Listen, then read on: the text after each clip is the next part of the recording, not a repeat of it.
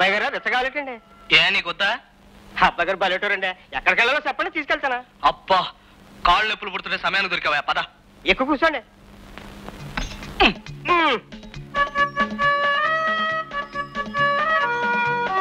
అబ్బాయి గారు ఎక్కడ తీసుకెళ్ళమంటారండి? హాయిగా ఉంది, నువ్వు ఎక్కడ తీసుకెళ్ళా సరే. భలే తమాషాగా మాట్లాడతారా. నేను చిన్నప్పటి నుంచి అంతే. ఇంతకీ ఎక్కడ తీసుకెళ్ళమంటారండి? అదే ఆలోచిస్తున్నాను. నువ్వు బాని ఆపు ఆపు ఆపు. భోజనం తయారు.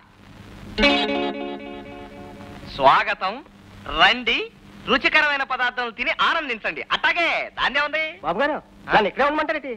నీ ఇష్టం, ఉంటే ఉండు, లేకపోతే నువ్వు కూడా భోజనానికి రా. అబ్బాయి గారిది మా దొడ్డ మనసు. నమస్కారం అండి. నమస్కారం.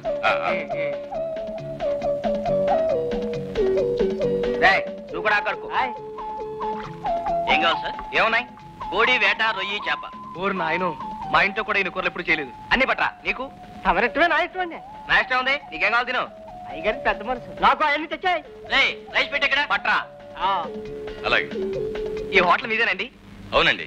భోజనం బాగుంది. బ్రహ్మాండంగా ఉంది. ఆమె అవును, చిన్నప్పుడు చందమామ కథలో చదివాను. మహారాజులు ఇలాగే పెట్టేవారంట. మేము రాజులమే. అందుకే చక్కగా మీకు కూడా పుణ్యం వస్తుంది. వస్తా సార్. ఈయన బిల్లు 60 రూపాయలండి. ఏమండి, మీరు 60 రూపాయలు ఇవ్వాలి. ఎవరికి? ఎందుకు? ఎవరికేంటి? నాకే. ఎందుకంటావా? తిన్నందుకు. ఇదేమన్యాయం అండి. రండి, తినండి, స్వాగతం అని బయట బోర్డు పెట్టి తిన్నాక డబ్బులు అడుగుతారేంటి? ఆహా, ఏంటి బాబు బోర్డు పెట్టామంటే ఇక్కడ అప్పలంగా వడ్డించడానికి సిద్ధంగా ఉన్నాం అనుకున్నావా? అబ్బాయి గారు తమాషా మనిషి అండి, ఇచ్చేస్తారు. నాకు కూడా రెచ్చ డబ్బులు ఇవ్వలేదండి. అమ్మమ్మో, నువ్వు కూడా డబ్బులు అడుగుతావేంటి? నా దారిని నేను పోతా ఉంటే పిలిచి ఎక్కించుకున్నావు, తిప్పావు. మా తాతలాగే నువ్వు కూడా మంచాడు అనుకుని తిరిగాను. ఓరి నాయనా, ఇలా మాట్లాడుతున్నావేంటి? భోజనం కూడా పెట్టించగా బాబు. నేను పెట్టించడం ఆడు పెట్టాడు, నువ్వు తిన్నావు. అయితే ఇప్పుడు ఎవరికి డబ్బులు ఇవ్వనంటావా? ఉంటేగా ఇవ్వడానికి. లేవు. లేవా? రే పట్టండి రండి.